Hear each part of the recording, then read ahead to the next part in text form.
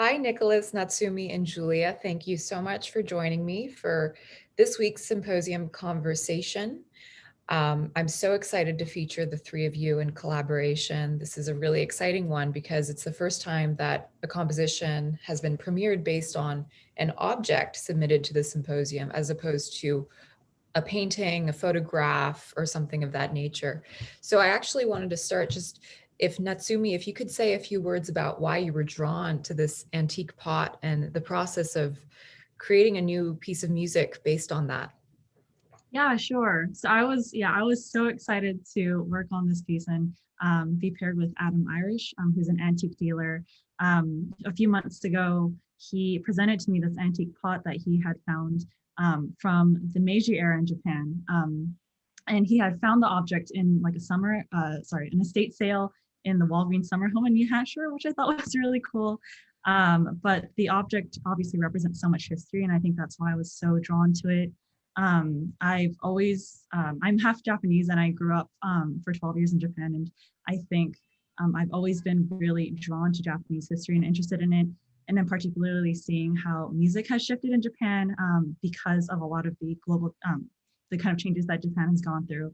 And in particular, to give some context, in the Meiji era, in the mid 19th century, Japan had immense social political change, and a lot of historians call it like an era of globalization or modernization and westernization in Japan, where there was this huge trade, in ideas and culture and knowledge between Japan and the Western world.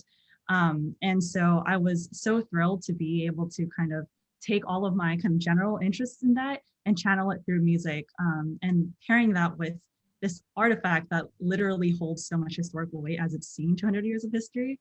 And so the piece was kind of just loose, inspired by this very contemplative experience I had when I was like really thinking about the piece and just how much it's seen over the past 200 years.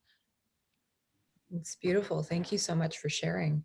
And so, Nicholas and Julia, what was the process like for you to bring this new composition into the world, knowing that this was based on this artifact?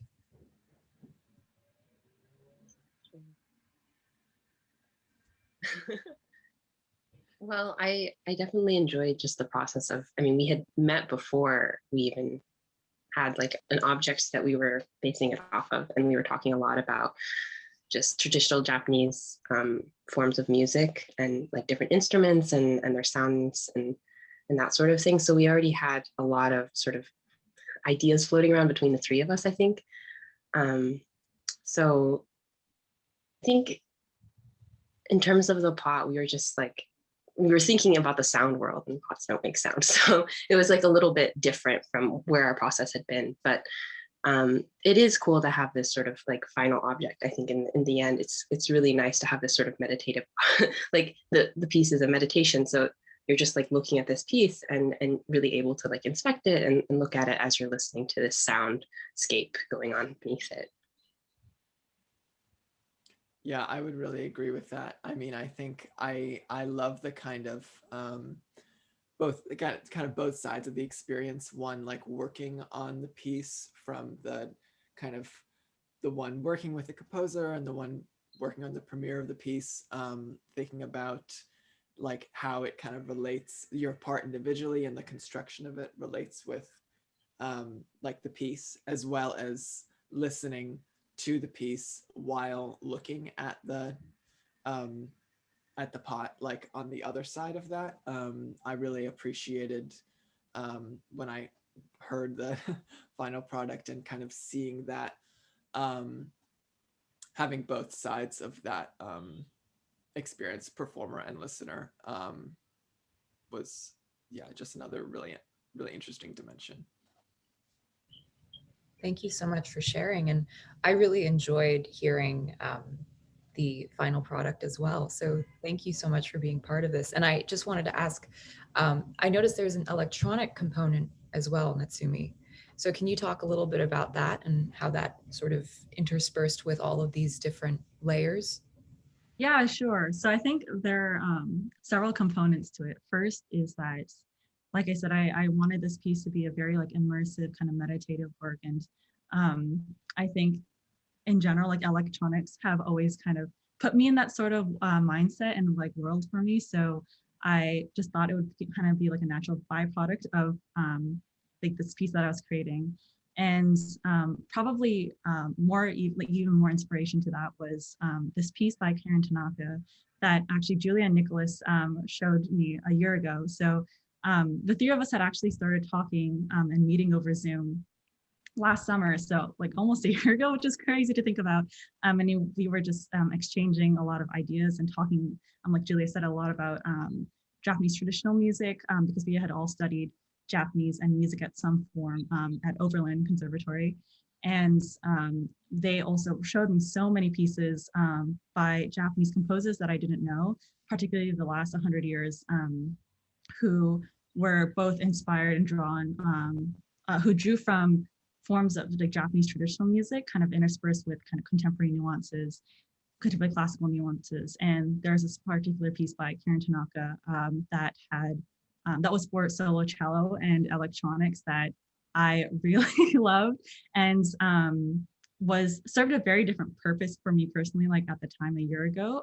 But I thought it was very compelling and very immersive for me, and I thought that I was really inspired by that experience I had, and kind of wanted to kind of create my own version of that through this piece, and working with obviously two performers instead of one. So that was kind of the initial impetus for having this electronic addition to the work.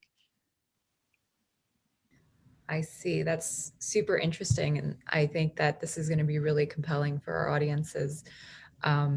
Again, it's like such an honor to feature the three of you. And I don't really have any more questions, but is there anything that you'd like to add before we sign off today? I I think guess, no, go ahead, Julia.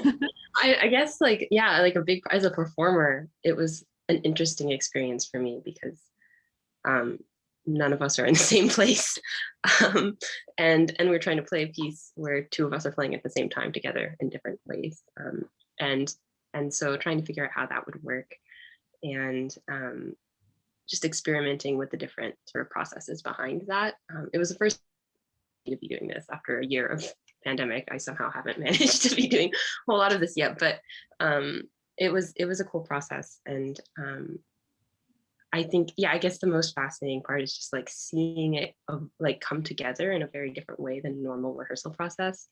And the fact that Natsumi had so much, like as a composer, she's able to sort of craft at the beginning this basic piece and then have us record it, and then at the end she's able to come back and continue to craft it even more. And I think that was a really cool thing to hear, you know, like the composer's intent actually added to the music as part of the process was a really cool thing for me. Yeah, if I could just add another thing to that. I mean, I really felt like the three of us, obviously Natsumi like created the piece for us, and we had these conversations, but in the end it was it really feels as if the three of us collectively in a way curated this piece in a way that I have not experienced before as a performer. You know, it's if you're playing a live performance and you are, you know, with a chamber group or you are with a conductor, it's a performance, and this is also a performance, but it's also, we have worked together to create this final product that is of course in association with another curated piece of visual art, and I really enjoyed that experience. Yeah, I guess to add on to that, I wanted to say that yeah, like Nick said, like I composed the work, but I feel like it really is an equal collaboration amongst all of us, and I'm so grateful for like Nicholas and Julia. I just wanted to say thank you because over the past year, just in the middle of the pandemic is when we had begun speaking and discussing all of this, and it was just so exciting to learn so much music and to think about art from such a different perspective, and think about like the history of art and music from outside, kind of like a standard like Western perspective. And so I really do feel like this piece, it's just completely embedded with like ideas that we all exchange between each other. And I think I love like the personalities as well, like in all of our meetings like across the past year. So I just wanted to say thank you. And I like really enjoyed working with them. And so it feels really special and kind of funny in a way that like during a pandemic when we're all distanced, you know, we haven't all seen each other in person. And yet there is a very kind of intimate like side to this project, which was really, really rewarding. Yeah.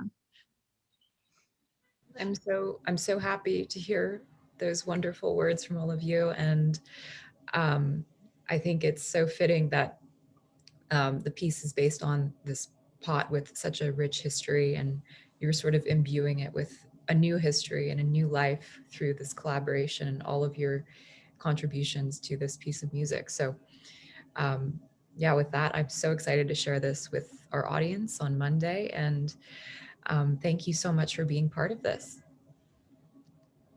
Thank you so much. Yeah.